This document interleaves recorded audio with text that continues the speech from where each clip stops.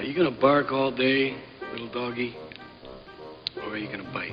Nobody leave this place without singing the blues. Elle est fâchée.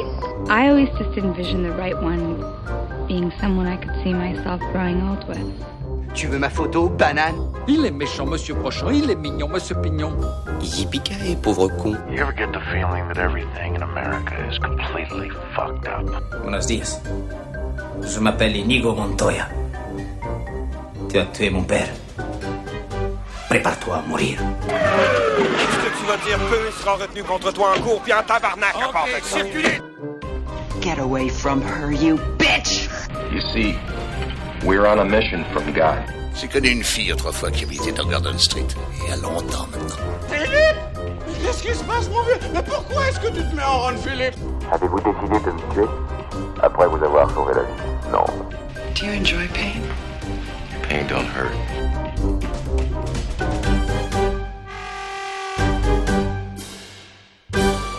It was beauty killed the beast.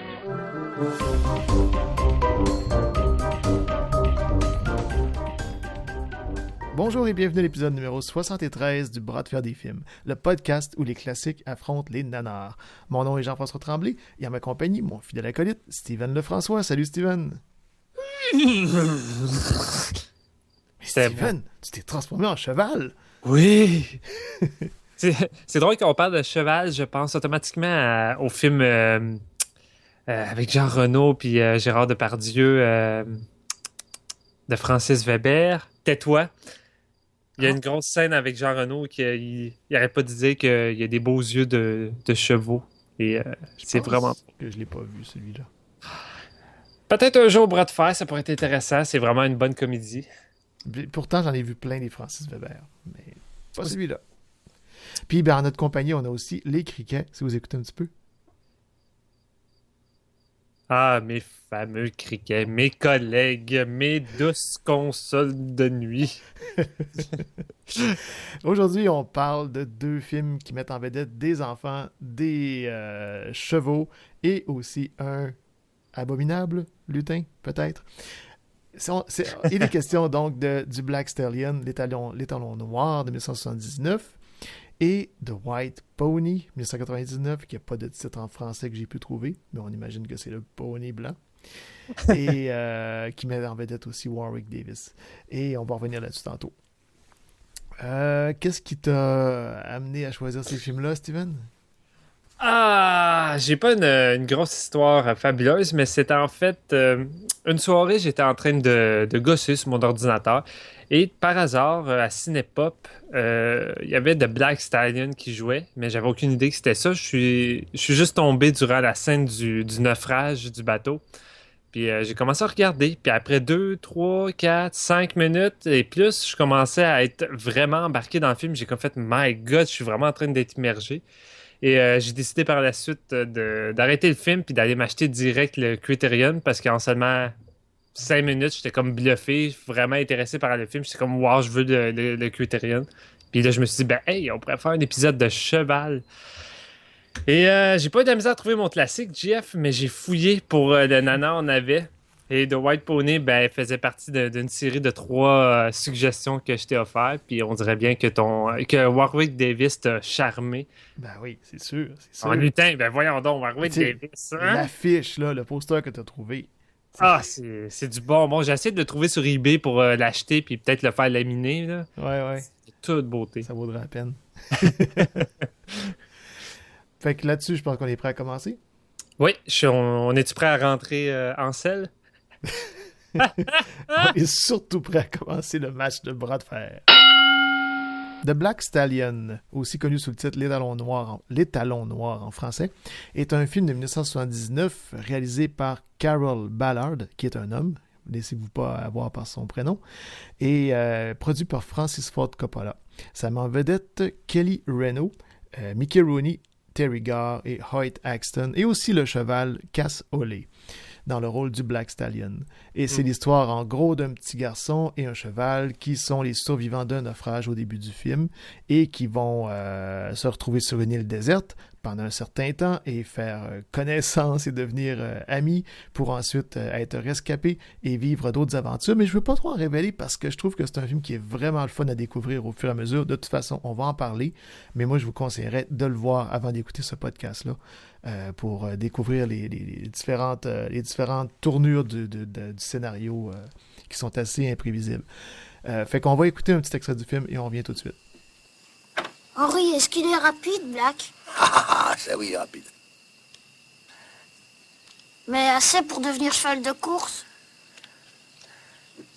Tu sais, Alec, que Black est né dans le désert. Rapide, oh ça oui, oh c'est sûr, ça, il est rapide. Mais il a aucun papier. Et moi, les courses, je les connais, c'est pas si simple que ça. J'ai quelque chose à vous demander. Vas-y. Pourquoi est-ce que vous avez arrêté?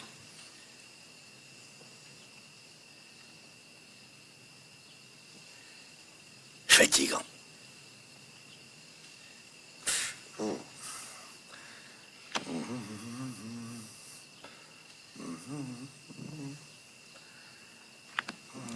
Et ça vous dirait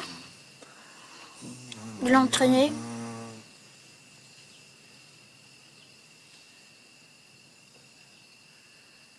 Sûrement. Ah ouais.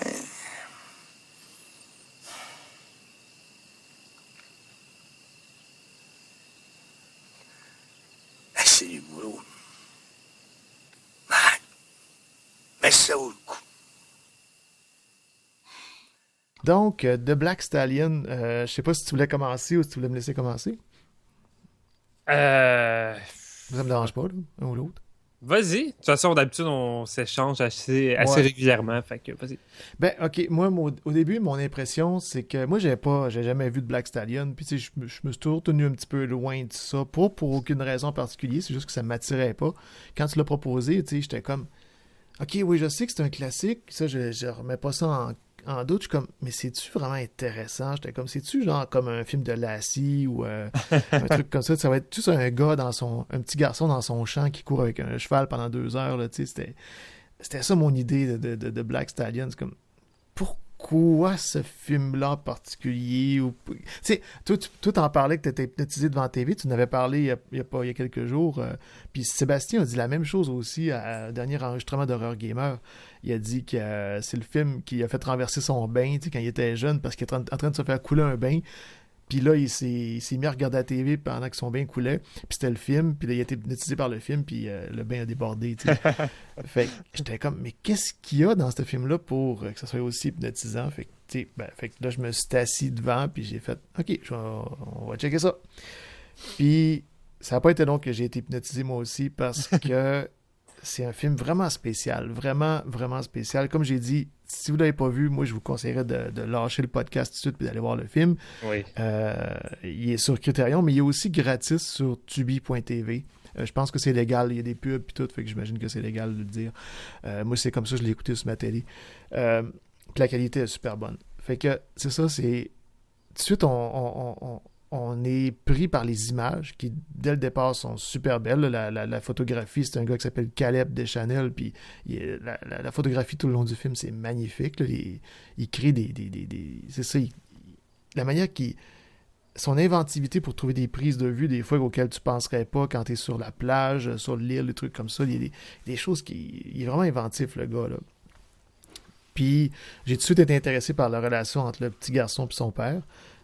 L'acteur Kelly Renault, puis son père qui est joué par Hoyt Axton, qui est aussi le père dans Gremlins. Oui, je savais que sa tête me disait quelque chose. Puis, petite note à côté, Hoyt Axton est aussi un auteur, compositeur, interprète. Il a écrit plusieurs chansons, puis il a fait plusieurs albums. Je le connaissais un peu déjà d'avance. Leur relation est super cute au début, puis son père raconte une histoire sur un cheval célèbre, le cheval d'Alexandre le Grand, tout ça. Puis c'est ça, la scène de naufrage, elle m'a vraiment pris... j'étais pris dans le suspense, là. J'étais vraiment intéressé par tout ça. J'étais comme, OK, tu vois un peu que c'est cheap parce que tu imagines que c'est tu vois des grosses vagues qui arrivent tout le temps au même intervalle. Tu vois, OK, tu vois un peu la technique derrière, mais en même temps, ça le suspense, c'est vraiment... C'est chaotique. Ouais, c'est chaotique, puis c'est épeurant. C'est pour le petit garçon. T'es vraiment au niveau du petit garçon tout le long, puis c'est épeurant pour lui, là, parce qu'il est perdu à travers tout ce monde-là, à travers tout le chaos, les cris, les gens qui essaient de s'emparer de lui, puis de s'emparer de son gilet de sauvetage, puis tout ça, tu sais. C'est effrayant, là, je trouve. Le plan qui est...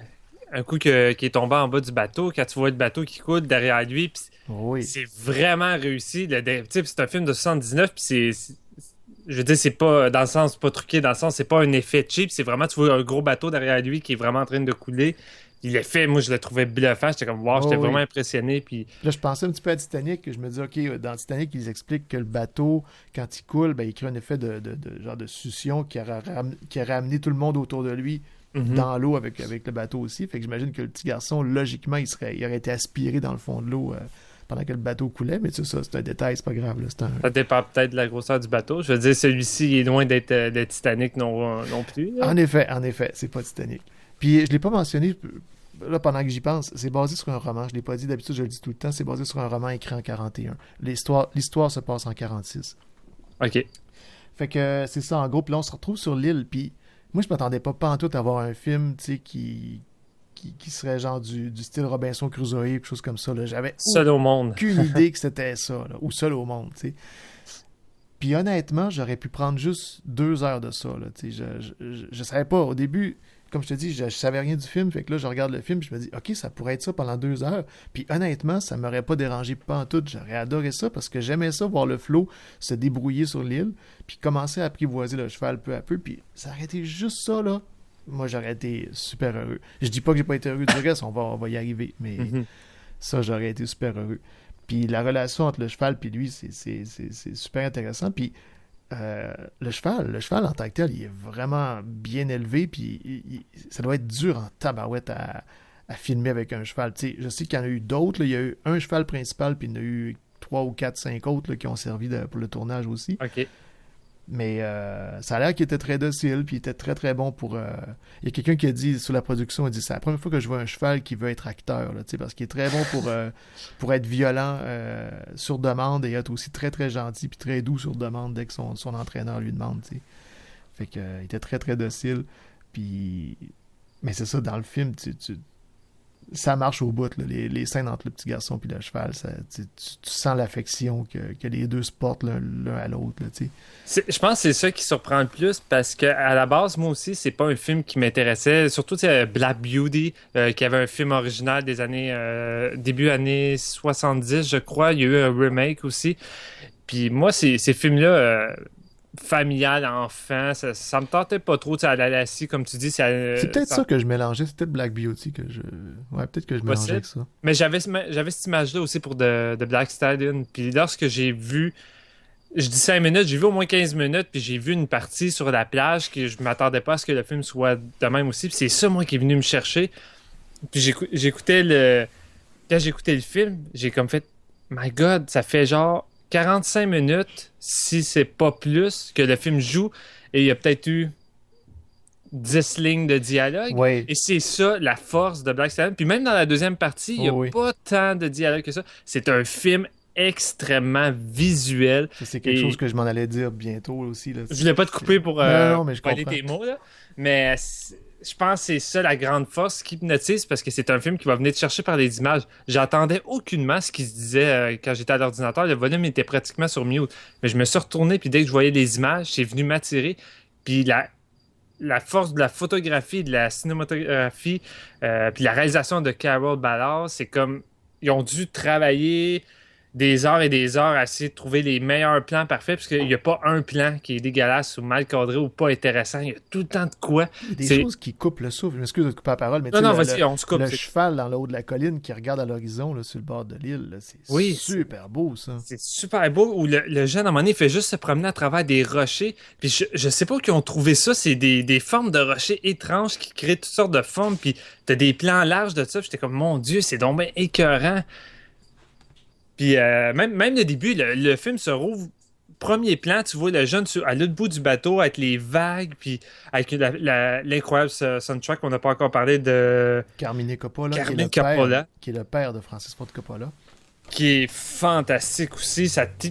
Pour un film non verbal qui met sur ses images, ça prend un soundtrack qui accompagne ça. Puis honnêtement, je comprends pourquoi il a gagné un prix aussi. Là. C'est un soundtrack qui accompagne parfaitement les images. Puis... Mais c'est un mélange. L'inspiration dans le film, moi, j'entendais des inspirations du Moyen-Orient, puis des inspirations asiatiques aussi, orientales, puis ça marche au bout. Oui. Il n'y a pas vraiment d'explication, à part le fait que le cheval, quand tu lis un peu là-dessus, sa race, c'est un cheval arabe. Puis tu vois au début du film aussi qui est comme...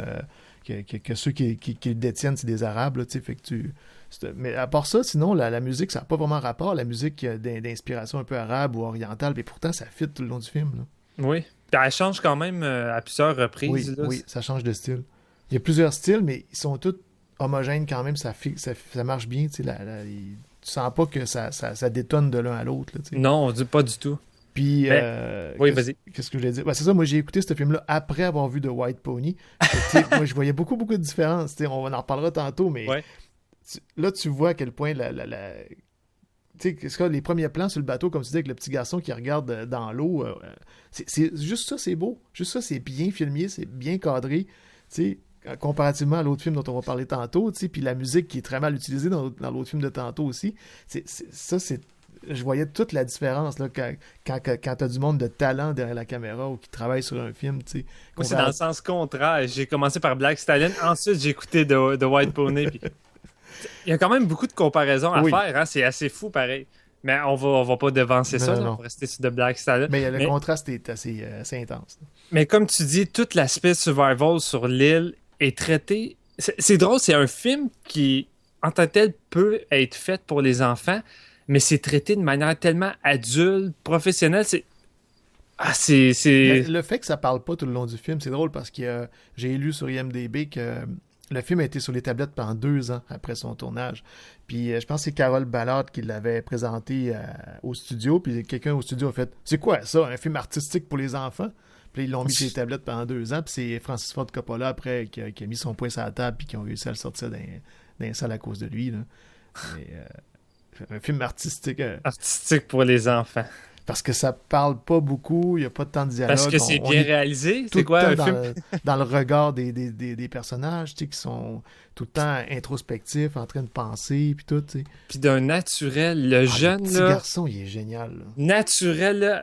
À aucun moment, je me dis que c'est des acteurs. C'est toutes leurs performances. Puis on va venir, mais qu'on parle du jockey qui va, lui qui a pris sa retraite, qui va l'aider, qui est génial aussi, puis qui est vraiment naturel. J'ai beaucoup aimé, mais le jeune, là, tu sais, en 45 minutes, lui seul sur une plage avec un cheval, il arrivait à me faire évader, puis à me faire rentrer dans le film. T'as des bijoux de moments dans toute cette grosse séquence-là. T'as une scène où il commence à essayer d'apprendre à monter sur le cheval, puis à essayer de courir avec, il tombe souvent dans l'eau, puis à un moment donné, il réussit, puis la manière que c'est réalisé, puis il lance ça pourrait être super cheesy, là, ce bout-là. Oh oui, vraiment, puis avec une musique qui mettrait ça vraiment trop courageux ou happy. Ouais. Non, mais c'est...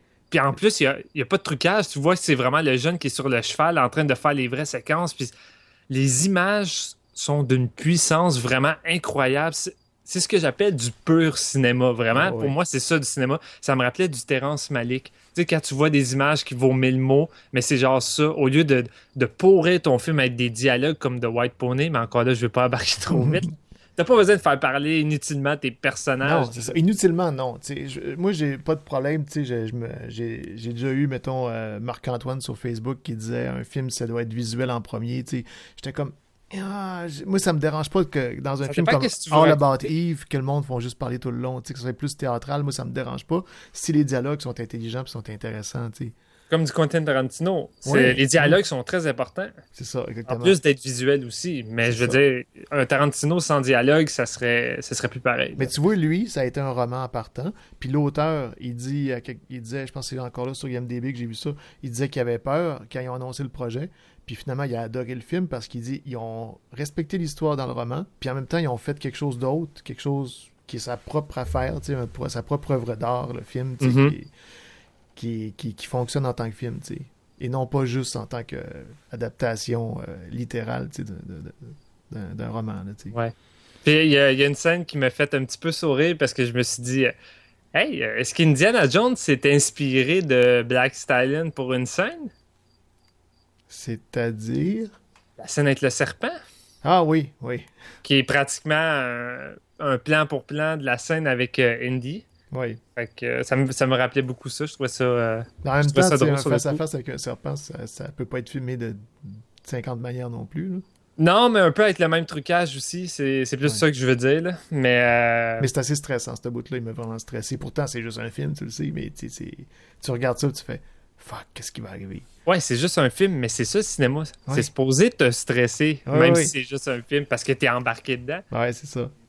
Ou, on pourrait, honnêtement, toute la séquence sur la plage, on pourrait s'éterniser puis mentionner tous les plans, là, juste quand il va se baigner avec le cheval, puis tout le long, c'est juste un plan sous l'eau, puis tu vois les jambes du jeune qui reculent, puis le cheval qui suit, Ouais. puis c'est de toute beauté, Mais- vraiment. Là. Quand les 3 Italiens sont arrivés, là, je pensais qu'à un moment donné, j'ai pensé qu'ils voulaient le kidnapper. J'étais pas trop certain de ce qu'ils faisaient. Puis finalement, ils l'ont sauvé, mais c'était pas clair dans ma tête. Quand ils l'ont enlevé sur la plage, puis que le cheval s'est comme fâché, je pensais qu'ils le kidnappaient vraiment, là, tu sais, Ok. pour demander une rançon, quelque chose comme ça. C'était pas clair dans ma tête. Les 3 gars avaient l'air mauvais, je trouvais. Là. Mais demander une rançon à qui? Ils savent même pas c'est qui le jeune. Ben non, je sais pas, mais tu sais, il y avait- tu trouvais pas qu'il avait l'air à des brigands? Il avait l'air à des méchants, les trois gars? Non, pas forcément sur le coup. Moi, je me disais que le cheval était en train de capoter parce que les personnes ne voulaient pas amener le cheval, évidemment. Puis ils voyaient le jeune s'éloigner. Puis veut pas, ils se sont créés une genre d'amitié, le cheval et lui. Fait qu'ils voulaient automatiquement le suivre. Mais tu sais, ils l'ont comme enlevé, puis le petit garçon s'est comme mis à crier, il me semble, ou quelque chose comme ça. Non? Ben, il criait parce qu'il voulait pas abandonner le cheval, tandis que les personnes ne voulaient pas l'amener. Fait que en tout cas, moi, je l'ai pas perçu comme des malfaisants. Là. Je me disais, on n'est pas dans un mauvais film de Home Alone ou je sais pas de quoi, avec des méchants. Non, là. mais tu sais, en même temps, les propriétaires du cheval sur le bateau avaient l'air à des mauvais gars aussi. Je pensais que ça allait revenir un peu dans l'histoire. Ça, puis- oui, je suis d'accord par contre. Fait que je pensais que ça faisait un peu partie du même genre d'esprit. Surtout qu'on n'était pas encore loin, on n'était pas tellement loin du début du film à ce moment-là. Tu sais, on était juste à 45 minutes. Mais après ça, ouais, qu'est-ce que tu veux dire? Non, vas-y, continue. Après ça, J'allais... il se fait sauver, puis il retourne chez eux dans la civilisation. Puis là, j'étais content parce qu'on a vu l'actrice Terry Garr, que moi je trouve c'est une actrice très bonne, tu sais, qui était dans Young Frankenstein, puis dans toutes sortes de films, puis en plus, c'est une super de belle femme, là, tu sais, je l'adore. Oui. Mais elle a pas un si gros rôle que ça, mais je suis content quand même du petit rôle qu'elle a, puis c'est la mère du petit, puis tu sais ça, ils ont quelques petites interactions intéressantes, comme autour de la table, tu sais, des petits regards, des trucs comme ça, même si c'est pas grand-chose, là.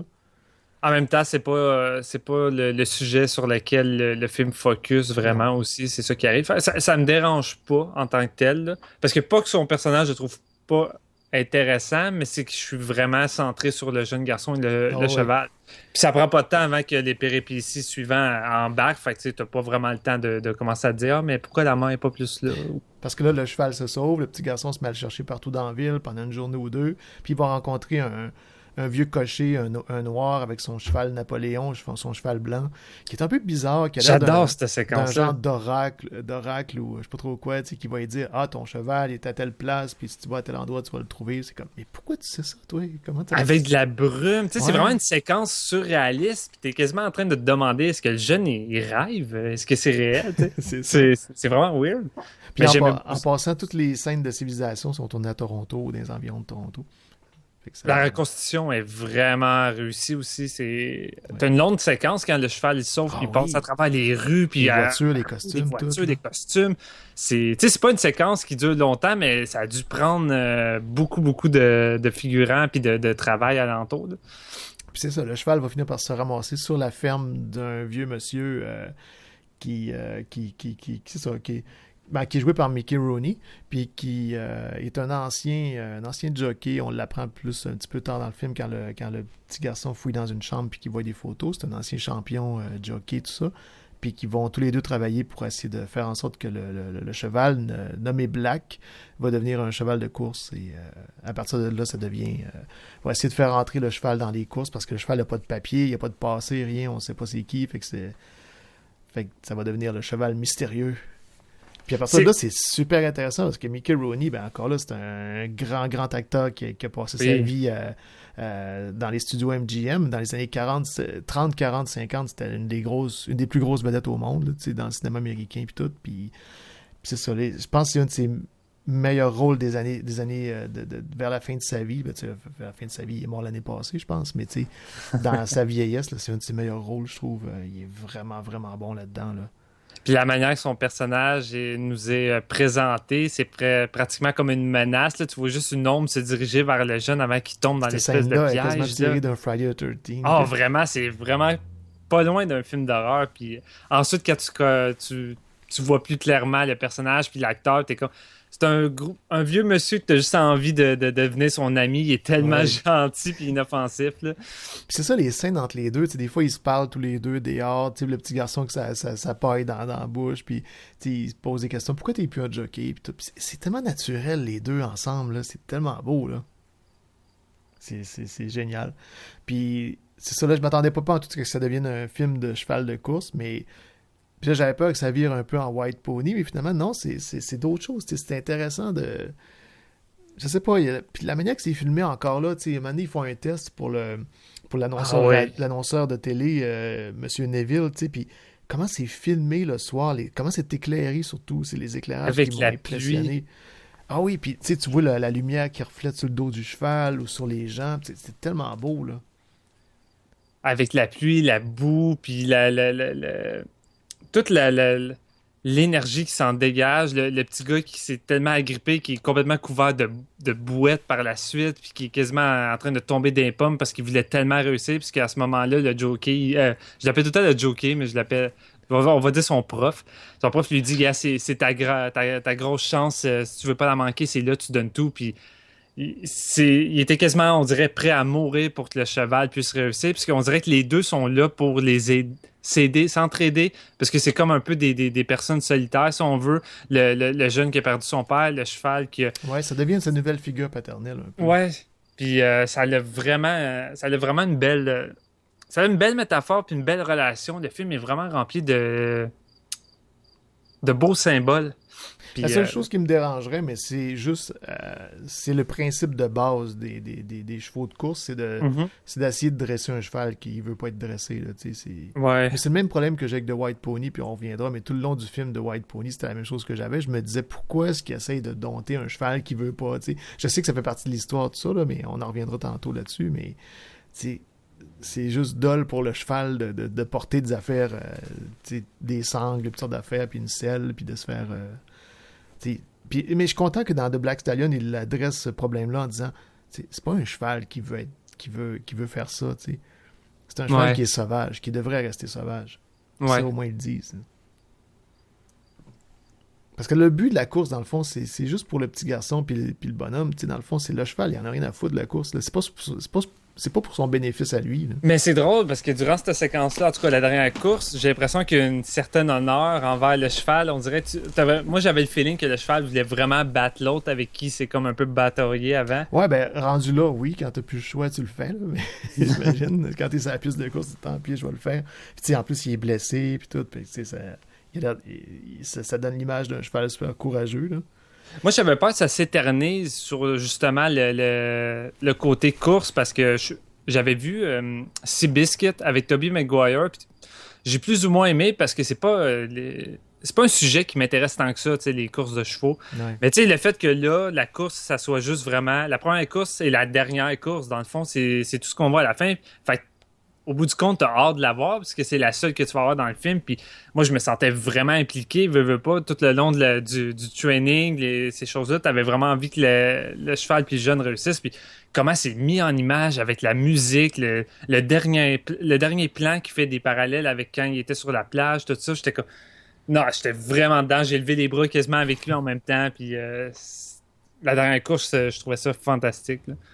Non, mon problème que je disais, c'est juste parce que j'aime pas vraiment les animaux en captivité. Ouais, je comprends les ce que zoos, tu veux tout dire. Ça, comment est-ce qu'on les force à faire des affaires qu'ils veulent pas faire, t'sais. Mais c'est juste ça. Mais sinon, j'ai rien de négatif à dire sur ce film-là. J'y repense dans son ensemble, puis il n'y a rien. Là, tous les acteurs sont bons, la photographie, c'est super, la musique, c'est... Le pacing, c'est un film de 2 heures, puis comme on dit, il n'y a pas trop de dialogue, mais... Tu t'emmerdes pas une seconde parce que t'es captivé. Il n'y a pas une séquence d'inutile où je me dis j'aurais coupé 5 minutes de ça. Non, jamais. Mais il n'y a rien d'inutile, absolument rien. Il n'y a rien d'inutile. Puis On dirait que j'ai juste envie de prendre le soundtrack, là, puis tu mets ça pour t'endormir, là. Tu mets le soundtrack, là, puis c'est comme du bonbon pour les oreilles. Mais honnêtement, j'écoutais ça, puis j'étais comme... Oh, man, je pense que j'ai trouvé un compagnon à Red Shoes. Puis là, je suis pas en train de dire forcément que Black Stallion est supérieur à Red Shoes, ces choses-là, mais...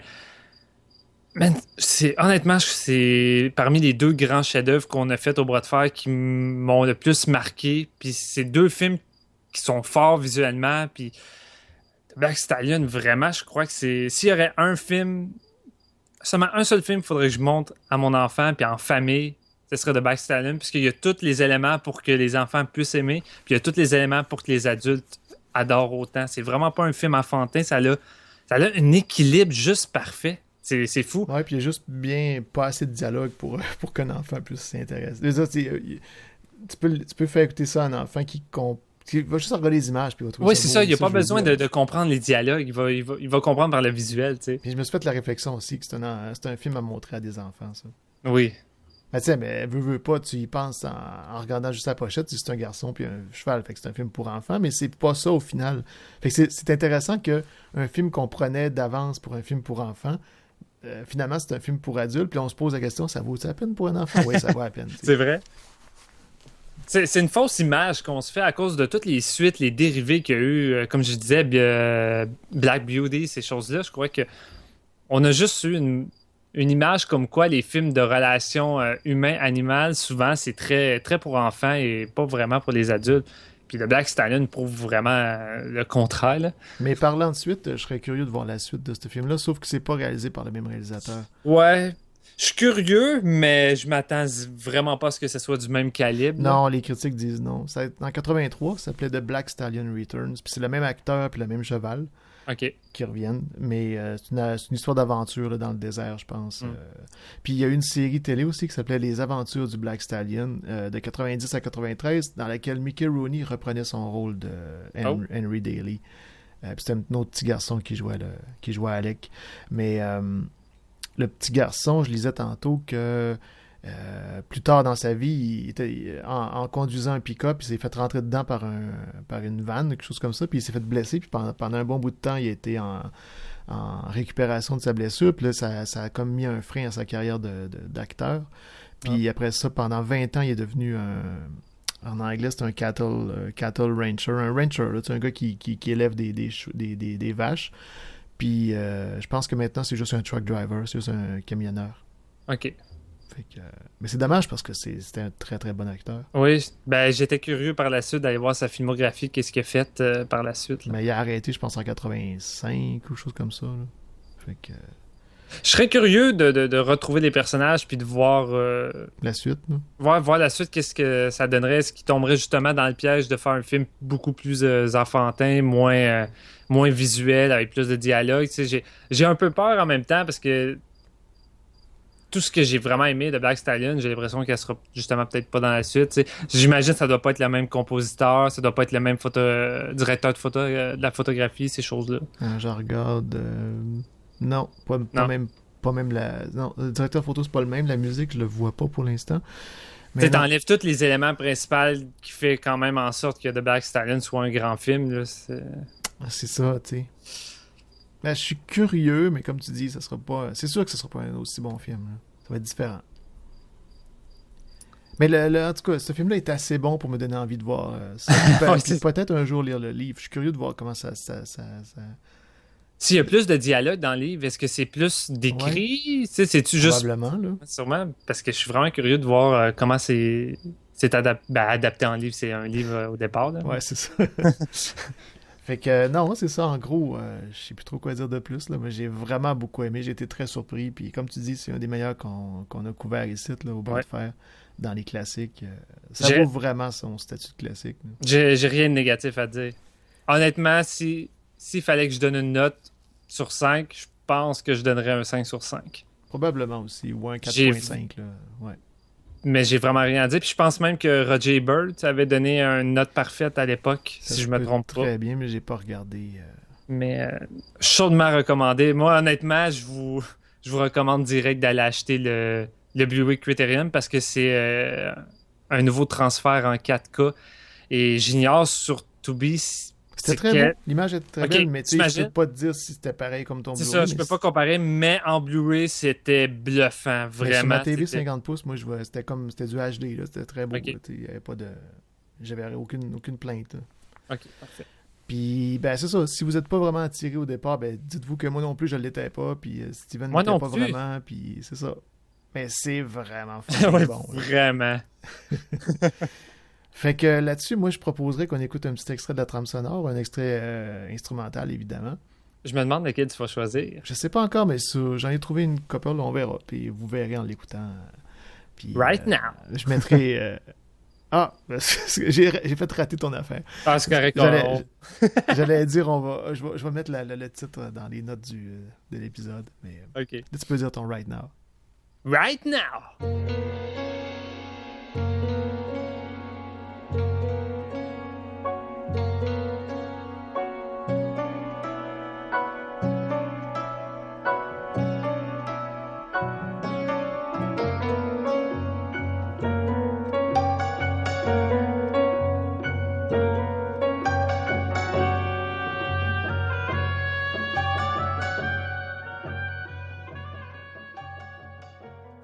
Et nous voilà pour notre section Nanar Navet. Et aujourd'hui, on s'attaque à The White Pony de 1999. C'est réalisé par Brian Kelly. Et je peux pas vous en dire vraiment plus, en fait. Et ça met en vedette Olivier Gruner.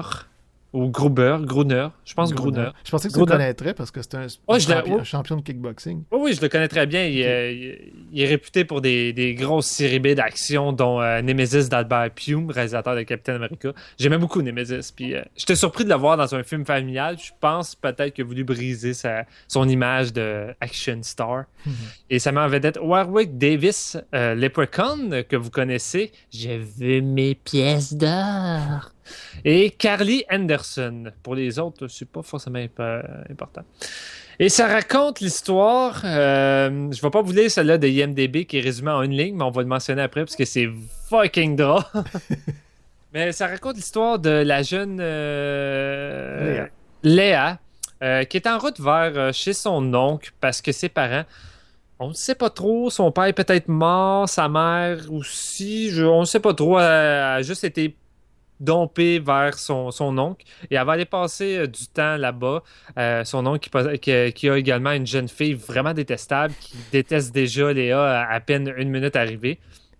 Puis au fur et à mesure qu'elle va arriver là-bas, ben elle, ce qu'elle désire le plus avoir, c'est un poney ou un cheval, peu importe. Elle aimerait beaucoup en dompter un puis en avoir un pour elle-même. Puis finalement, elle va se rendre compte qu'il y a une espèce de cheval poney blanc mystérieux qui se promène dans les alentours, qui semble l'émerveiller. Et sans aucune raison valable, on a un leprechaun nommé Lucky, joué par Warwick Davis, qui va venir la rencontrer et lui offrir une chance de capturer, en quelque sorte, ce fameux White Pony qui pourrait devenir son cheval à elle et l'entraîner pour qu'il soit bon pour une course, une compétition à la Black Stallion, mais version fucking cheap. Et en gros, c'est ça. Je pense que je vois pas trop comment résumer plus ça. Là. Tu disais, excuse-moi, j'ai pas été attentif pendant 30 secondes, mais t'as-tu dit que le cheval était habité de l'âme d'une femme qui était comme prisonnière de ce cheval-là, là, qu'il faut qu'il la libère, puis... J'osais pas le mentionner tout de suite, en fait. OK, ben là, tu l'as mentionné. J'ai spoilé, c'est pas grave. Je voulais laisser des surprises, là, mais en gros, c'est ça. Fait qu'on s'en va écouter un petit extrait et on revient tout de suite avec notre opinion sur le film. This agreement specifies that 1. The party of the first part, me, will help the party of the second part, you, capture and train the fairy pony, Sorica. 2. Said pony Sorica will then be ridden by the party of the second part, you, to win the top prize at the pony show, the pot of gold purse. 3. The pot of gold cup contains a magical emerald needed to release the fairy pony Sorica from a spell cast upon her by the sorcerer Ufus and send her back to fairyland. 4. The fairy pony Sorica will remain the property of the party of the first part, me, will return her to fairyland to reunite her with a long-lost husband. After the party of the first part, that's me, releases Sorica from the wicked Ufus's evil spell. Easy. I'll help you catch a mythological pony and together we'll train it. I'll ride the pony in the pony show and win the first prize. And I'll get to keep the money to buy a pony of my own. We can then break the sorcerer's evil spell and return Sorika to her husband in Fairyland. Right? You're good. Très bon résumé, Steven. Mais c'est pas aussi bon que le résumé de IMDb, qui dit que le film, c'est l'histoire d'un poney. C'est l'aventure d'un poney vers le top d'une carrière au cinéma. C'est fucking aucun rapport. Ça, c'est un petit comique sur IMDb qui a mis ça à la place du vrai résumé. Probablement. Le film, c'est ça, comme... Ben, tu l'as pas mentionné, je pense, la petite fille, elle vient de Londres, puis elle s'en va en Irlande. Ça se passe en Irlande, donc c'est pour ça qu'il y a un lutin. C'est la seule raison pourquoi il y a un lutin. Il n'y a pas aucune raison, comme tu dis, que le lutin apparaisse. C'est comme... c'est... Attends. Avant qu'on débute, c'est produit par Roger Corman. Oui. Là, j'entends déjà le monde. OK. Là, on comprend. Non, vous comprenez pas, vous avez pas vu de White Pony. Le film, on l'a vu sur sa chaîne YouTube. Vous pouvez essayer ça gratis pendant 14 jours, mais ça vaut même pas la peine. D'avance, là. Mais bon. OK, quel fucking film. Comme tu dis, la petite Shannon, la petite cousine, est détestable dès le départ.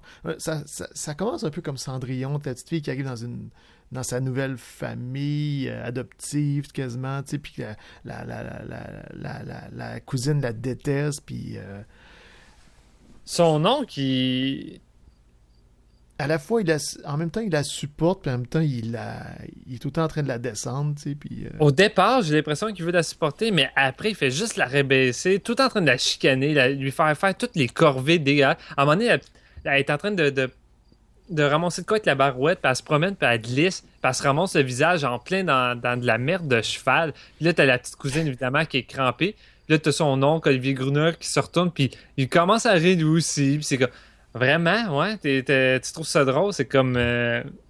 Puis ces deux... c'est qu'ils sont détestables. Moi, je vais dire, ils sont détestables, ces deux personnages-là. J'ai jamais aimé ces deux personnages-là. Même quand Olivier Gruner commençait à avoir une conscience après 1h20 de film, elle commençait à être correcte quasiment avec la petite Léa.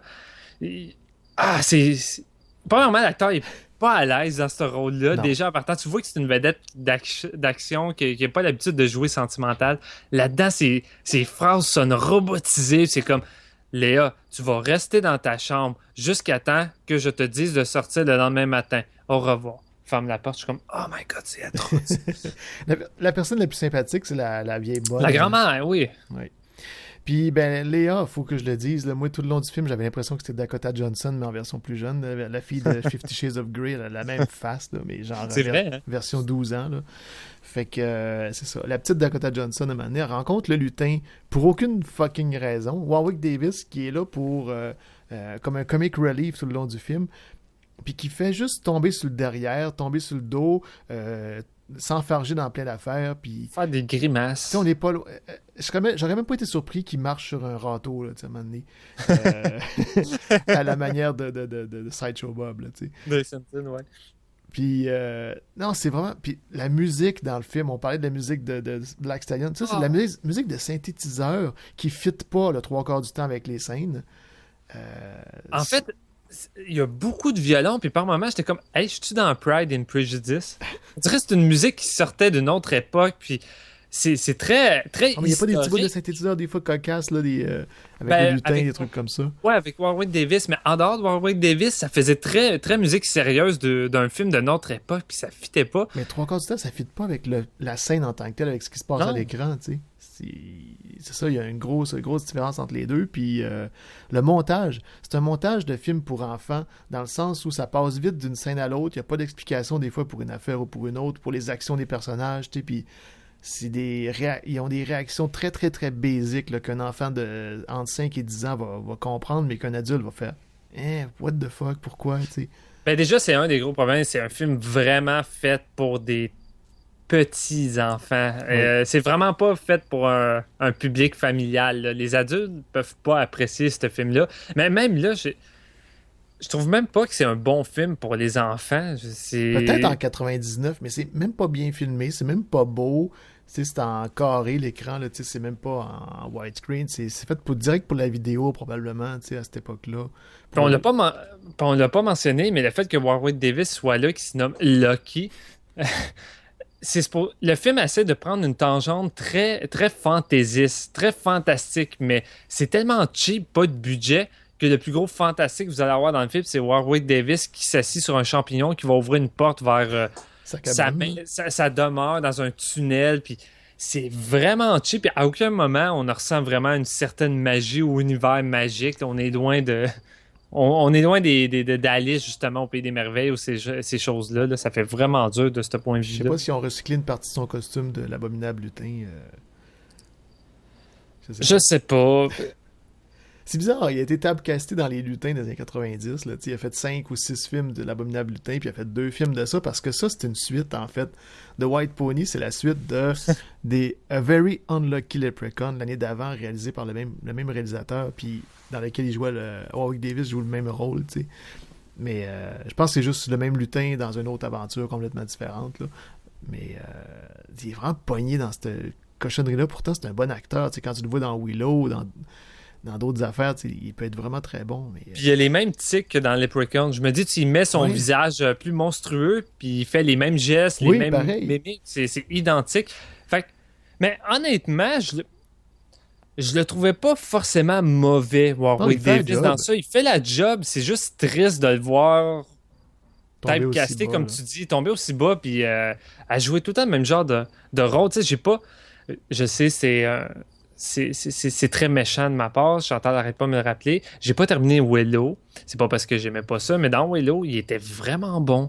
Puis c'est vraiment un bon acteur, comme tu dis, qui est capable de jouer d'autres choses. C'est pas parce qu'il est nain qu'il faut qu'il joue juste des lutins. Les lutins sont pas faits pour... Les lutins. Les nains sont pas juste faits pour jouer des lutins. C'est quoi l'idée? Ou des espèces de farfadets ou des affaires démoniaques. Ça fait dur.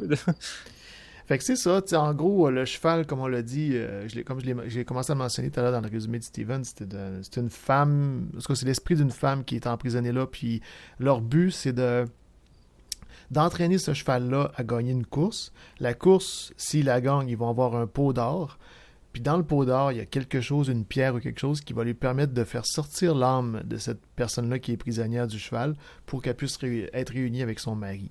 Mais pour ça, un coup qu'ils ont l'espèce de diamant ou le truc, il faut qu'ils aillent voler la licorne du cheval à un sorcier, en tout cas, on dirait Gargamel, mais à un sorcier qui pitche des boules de feu, qui est en fait des balles de tennis en feu qui continuent de rebondir partout de manière bien cheap. Mais c'est drôle parce que la première fois qu'il en parle, on voit un flash de plus loin dans le film, tu sais. C'est comme, c'est ce gars-là, il est comme ci, puis il est comme ça, il est dangereux, puis on voit un flash de qu'est-ce qu'on va voir plus tard dans le film. C'est comme, c'est niaiseux, c'est cheap. Moi, je me dis, c'est le méchant du film. Non, même pas. Dans le fond, c'est une scène qui est là, puis c'est juste pour aller voler la licorne. Ouais, c'est ça. C'est bizarre. Puis, ben, c'est ça. Moi, tout le long du film, le film, en gros, c'est une série de vignettes. C'est divisé comme en 3 parties. T'as la partie, on essaie de capturer le cheval. Puis là, il essaie différentes affaires pour capturer le cheval, ça marche pas. Après ça, une fois qu'on a capturé le cheval, il faut l'entraîner. Puis là, on a plein de petites vignettes, plein de petites aventures où il faut entraîner le cheval. Puis la 3e partie, c'est la course. Là, c'est d'être l'aventure de la course avec la cousine qui est jalouse, qui fait des affaires pas correctes, puis tout. Puis qu'en plus, elle est méchante avec son propre cheval.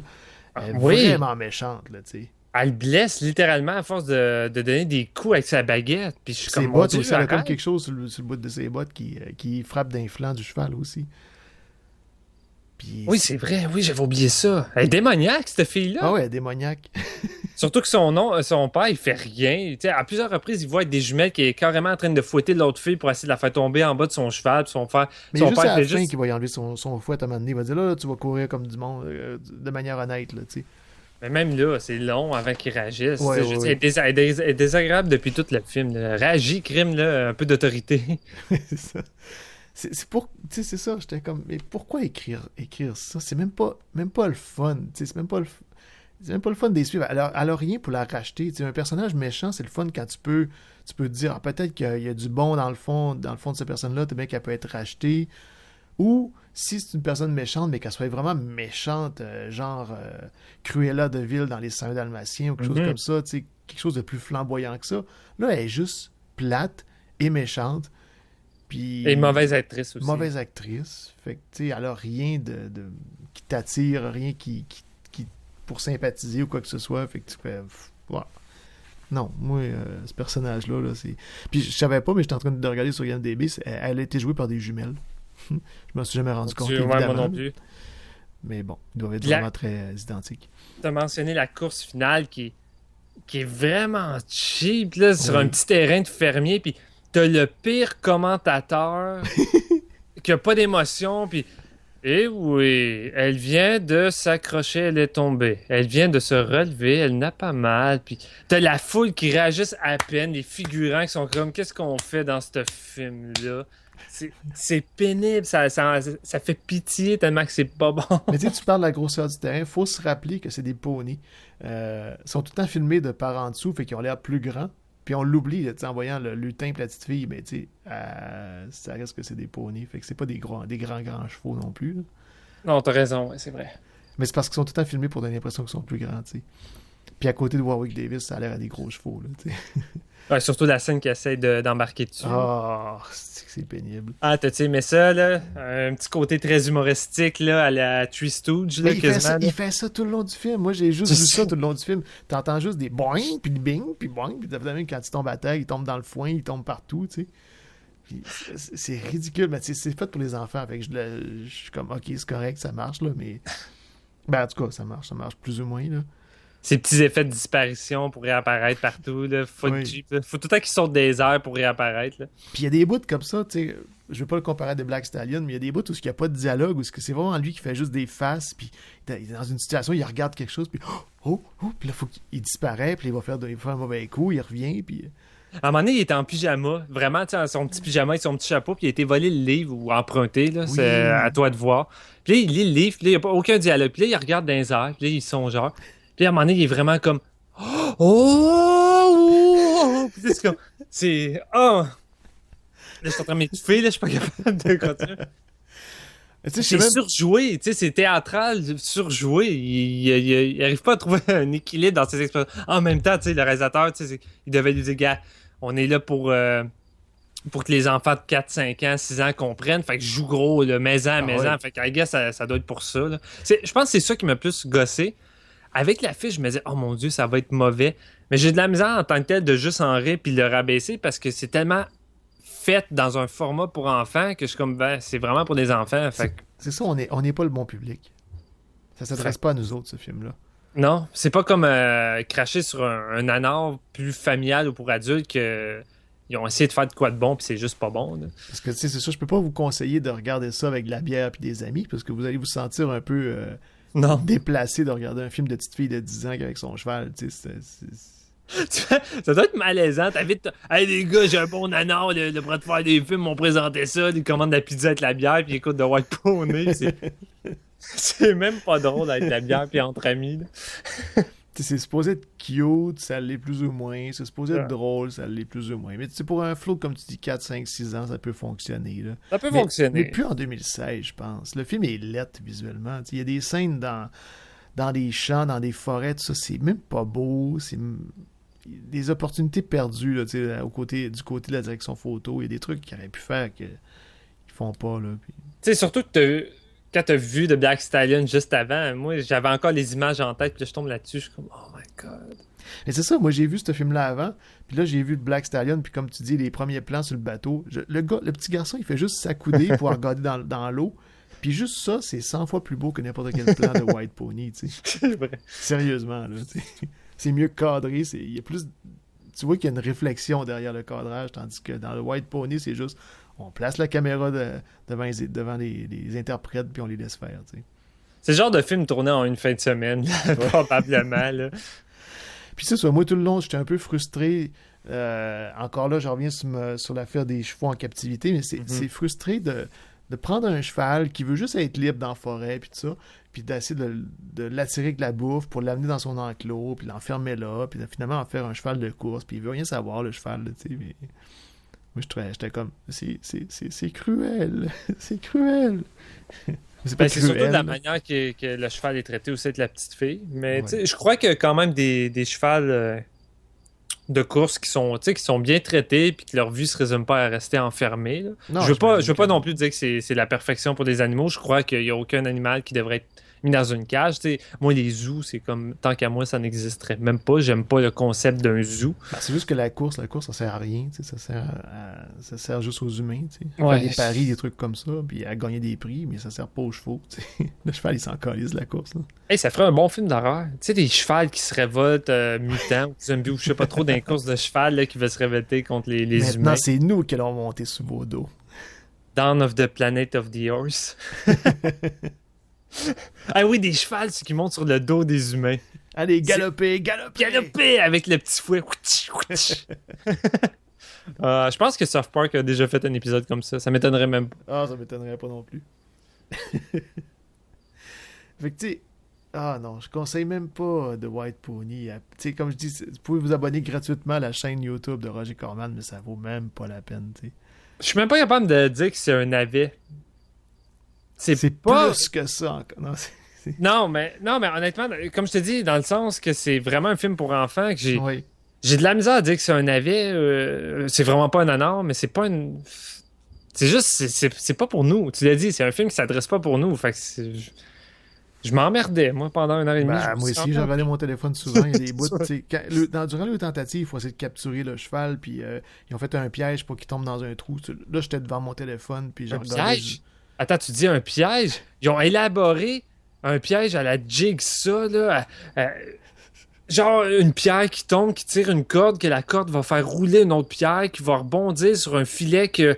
J'étais comme, mon Dieu, pourquoi vous avez pas juste pitché le filet à la place d'organiser ça? Mais tu vois, ça, j'étais même pas attentif à ça, parce que j'étais devant mon téléphone, j'ai regardé du coin de l'œil le film. J'étais comme, t'as manqué une des meilleures scènes.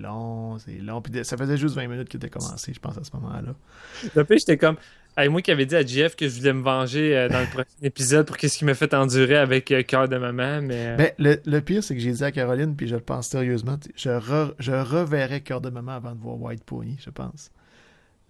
Parce que Cœur de maman, pour moi, en tout cas, je parle juste pour moi, là, il y a une valeur historique dans l'histoire du cinéma québécois. Ouais. Mais tu sais pourquoi? Pourquoi? Parce que White Pony dure 1h22.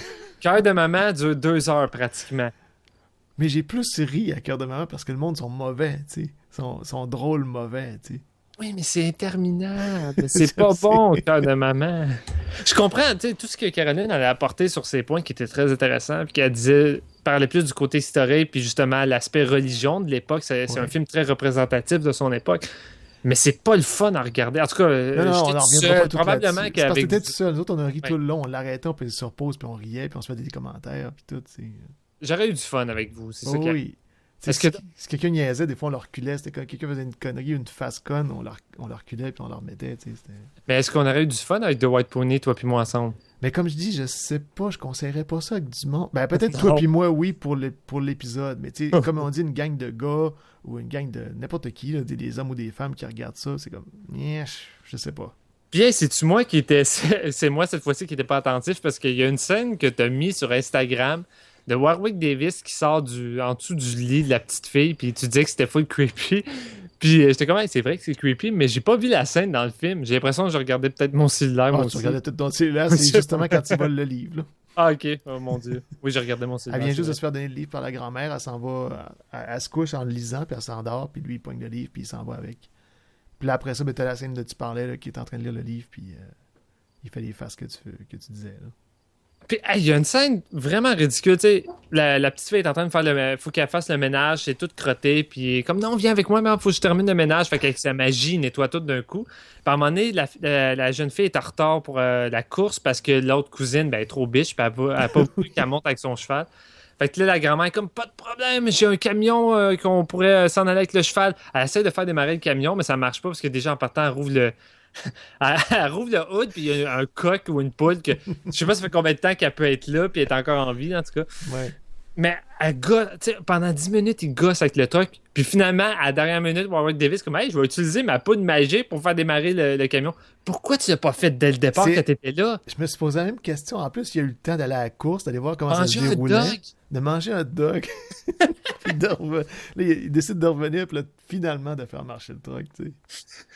Puis tu sais, sa forêt enchantée où ce qu'il vit, là, pas vraiment dur à trouver, je trouve, pour une forêt enchantée. La petite fille, à un moment donné, a dit, il prépare un plan pour quelque chose, puis elle dit « Ah, je vais te retrouver dans la forêt enchantée. » Puis c'est comme à 2-3 pas de la maison. Ouais, là, c'est vraiment pas loin. Là. C'est juste que les humains, les adultes, en fait, ou je sais pas qui, personne peut voir ça sur Veld, je sais pas pourquoi. Mais pourquoi il apparaît à elle, puis pourquoi est-ce qu'il n'est pas apparu à la petite fille Ben c'est ça, je sais pas. Qui habite là, tu sais, quand elle était jeune? Pourquoi elle? Pourquoi il l'a visé elle, tu sais? Je pense que là, c'est trop de questionnements pour un film qui n'a pas de réponse. Là. Pourquoi elle est faite pour... elle peut libérer la femme du cheval, tu sais, pour... Non, je comprends pas. Mon cerveau va exploser. Puis, hey, la fin, là. Quand elle libère finalement la femme du cheval qui est dans la brume, puis qu'elle merci, puis je suis comme, c'est tellement cheesy, puis quétaine. La corne de la licorne, tu vois que ça fait juste... C'est quasiment juste pour pas shaker, là, tu sais, ça. Ah, non, c'est fait en petite affaire mou, là, tu sais, qui est collée sur le cheval, là. C'est à peine si ça n'a pas l'air d'un dildo, là. Ouais. Tu sais, là, c'est vraiment cheap, là. Ah, puis là, t'as la face de Warwick Davis qui s'approche. Ah, vous êtes encore là? Mais peut-être qu'on va se revoir bientôt. Non, je veux pas un troisième film, même si c'est juste le seul que je vois d'un deux. Sais-tu quoi? Je suis intrigué, par contre, par le Very Unlucky. Ouais, Very Unlucky, le Leprechaun, parce qu'il est coté 1.7. Puis, hey, The White Pony, il est quand même 5.9. Ben, il y a des enfants qui aiment ça, je pense. Dans les commentaires, il y a une vieille madame là, qui parle ma petite fille, ma granddaughter, has played this movie until she wore out the tape. Elle a usé le tape, ma petite fille. Hey, des 10 sur 10. Fait que pour les enfants, ouais, les enfants de 99 ou début des années 2000, c'était un film intéressant peut-être. Là. Moi, ça me rappelait juste une production cheap des suites de Beethoven, là, comme Beethoven 5, là, des directs ou DVD vraiment bas de gamme, mal réalisés, mal montés. Puis... Ouais. Mais j'en reviens pas que dans le film Very Unlucky Leprechaun, il y a Tim Matheson, qui est un très très bon acteur. Là, mais c'est comme, mais qu'est-ce que tu fais là-dedans? T'sais? Hey, c'est vrai, oui, Tim Matheson. Des fois, il y a des acteurs qui sont rendus à un tel point. Tu sais, en 99, Tim Matheson, il n'y avait plus le succès qu'il avait, honnêtement. Là. Ouais. Puis c'est triste parce que, comme toi, c'est un acteur que j'aimais beaucoup. Je l'aimais bien dans le Sometime This Comeback de... Ouais, il était là-dedans, ouais, c'est vrai. L'adaptation de Stephen King, c'est lui qui joue le professeur. Puis je l'aimais bien là-dedans. Dans Animal House de John Landis, dans plein de films, il est très bon, mais... C'est un acteur qui était bien en vue là, des années 80, 70, 80, 90. Là. Il est arrivé quelque chose en cours de route et il s'est ramassé dans un film de lutin avec Warwick Davis. Aïe, aïe, aïe. Ouais, mais perdez pas votre temps avec The White Pony, sérieusement. En tout cas, selon moi, là, ça vaut pas la peine. Tant qu'à faire, allez écouter Leprechaun 4 dans l'espace, qui est déjà... vraiment pas bon, mais c'est déjà plus le fun que ça. Allez écouter Swamp Country, il y a des animaux, il y a des scènes d'animaux qui sont plus intéressantes parce que c'est des vrais animaux qui s'attaquent à du monde dans des marais. On pouvait pas plus plugger Swamp Country. Allez-y, allez voir un Rambo de 250 livres qui se promène dans une fausse jungle amazonienne là, à se faire attaquer. Mais je pense que c'est tourné dans un vrai marais, mais... de cette place-là. Je sais pas, on avait des vrais trivia à ce moment-là, puis il me semble que oui, c'était tourné des vrais marais, puis il y a un cougar à un moment donné qui vient l'attaquer, là, qui s'approche, quelque chose comme ça. Ouais, je pense que c'est un cougar. Mais... On a-tu fini avec ce maudit film pas bon? Oui, là? fini. Je vais annuler mon abonnement à Roger Corman. Puis, Tu m'as déçu, Roger, j'annule mon abonnement à ton White Pony, là, non. Ben, c'est clair que je paierais pas 3,99$ par mois pour sa chaîne qui a genre 20 films dessus, sa chaîne YouTube. Tous des films que tu peux trouver genre des DVD à 1$ dans le domaine public, là, comme Little Shop of Horrors. Ouais. Puis là, vous dites, peut-être qu'il rajoute des films à chaque semaine. Ben non, le dernier film qu'il a rajouté, ça fait 2 ans. Ouais, 3,99$ par mois pour une chaîne qui a 20 films, puis il en rajoute plus. Qui est même pas à jour. Sacré Roger. Ah ouais, vraiment, une belle manière de faire de l'argent. C'est comme, au moins, mais rajoute toutes tes productions récentes, Sharktopus, puis tous ces mauvais films-là. Tu sais, rajoute du contenu. Il n'y a rien sur ta chaîne, il est vraiment cheap. Là. Ah, j'étais en train de finir les Lois and Clark. Je change de sujet complètement. Là. Je suis en train de finir les Lois and Clark. On tombe dans un time-out. J'étais en train de finir... bon, troisième fois que je le dis, les Lois and Clark. Puis j'étais sur Netflix l'autre fois, puis j'ai voulu voir... J'ai vu qu'il y avait un film avec Dean Cain qui joue Superman dans Lois and Clark. Puis un film de 2014 qui s'appelle Airplane vs. Volcano. C'est Asylum. Il est sur Netflix. J'ai écouté celui-là. Tu l'as écouté? Oui. J'ai commencé 5 minutes, puis j'ai fait « Oh my God! » C'est même pas un vrai versus, honnêtement. C'est juste qu'il y a une éruption de volcan, puis l'avion continue juste de voler sans arrêt au-dessus du volcan. Je sais pas pourquoi, au lieu de s'envoler ailleurs. Ouais, c'est ça. Tu sais pourquoi? je sais pas, c'est vraiment aucunement justifié. J'étais juste curieux de voir Dean Cain de nos jours, parce que c'est en site, je le vois tout le temps, 20 ans. De quoi il y avait là il y a 20 ans. Mais c'est ça. Il a pas trop changé. Quand tu veux te demander qu'est-ce qui est arrivé à un acteur qui a disparu, va voir un film des Asylum. Ouais. C'est sûr qu'il va être dedans, là. C'est sûr. Mais ouais, c'est ça. Là-dessus, pour revenir à notre épisode, ben c'est tout. Je pense qu'on a tout dit ce qu'il y avait à dire sur The White Pony. Ouais, on le déconseille fortement. Fait que vous savez qu'est-ce qu'il vous reste à faire? Allez acheter The Black Stallion. Puis l'actrice principale, Dakota Johnson des pauvres, a juste fait un autre film après ça en 2012, genre c'est une waitress. C'est quasiment une figurante dans un film qui a vraiment l'air poche. Là. Vous regardez la bande-annonce, c'est un film de gangster, de petits dealers de drogue. Là, ça a vraiment l'air poche, mais on la voit pas pantoute dans la bande-annonce. J'étais juste curieux de voir de quoi elle avait l'air de nos jours. Mais... Plusieurs années d'intervalle en plus. Deuxième film après 10 ans quasiment. Oui, 2012. Ça a vraiment l'air pourri, ce film-là aussi. Mais elle est vraiment pas bonne dans le film non plus. Non. Elle joue vraiment... Les acteurs sont déjà mal dirigés, là, ces réalisateurs, déjà partant, mais sont juste vraiment pas bons. Là. Fait que c'est tout. Ouais. Fait que, on va pas faire un épisode de 2 heures avec The White Pony. Là. Non. Fait que c'est ça, moi, dans le gros, j'ai déjà quelques idées pour le prochain épisode régulier, mais je t'en reparlerai en privé, puis on annoncera plus tard. Puis on va sûrement faire un autre time-out bientôt. Puis sois indulgent, s'il te plaît. Venge-toi pas. Non. C'est pas une question de me venger. Non. Je m'attendais à avoir plus de fun avec The White Pony. Ça m'a fait un peu un... Ouais. Corvette Summer 2.0. Ouais. Encore là, je reverrai Corvette Summer avant lui. Oui, définitivement. Je veux plus jamais revoir The White Pony. plus jamais. J'espère qu'on est les derniers à en parler. Dans un podcast ou ailleurs. Il n'y a personne d'assez sado pour faire un podcast sur The White Pony gratuitement. À part nous autres. Aïe. Fait que maintenant, vous êtes avertis. Fait que d'ici à ce qu'on fasse un prochain épisode, portez-vous bien tout ça. Puis on va aller en musique pour finir l'épisode. Oui. Tu veux-tu annoncer la chanson? Oui, bien sûr. Gars, quand on dit cheval, je ne peux ne pas penser à la chanson Goodbye Horses de Q Lazarus. Chanson principale d'une des scènes cultes de Le Silence des agneaux. Et qui a été parodié par Kevin Smith et son collègue Jay dans Clerks 2. Une autre scène mémorable, honnêtement. Si vous ne connaissez pas, allez voir ça, c'est tordant. Sinon, c'est ça. D'accord. Fait qu'on s'en parle très bientôt. Et d'ici là, à la prochaine. À la prochaine! Goodbye, horses! Puis j'ai les jambes croisées tout nu. Na na na na.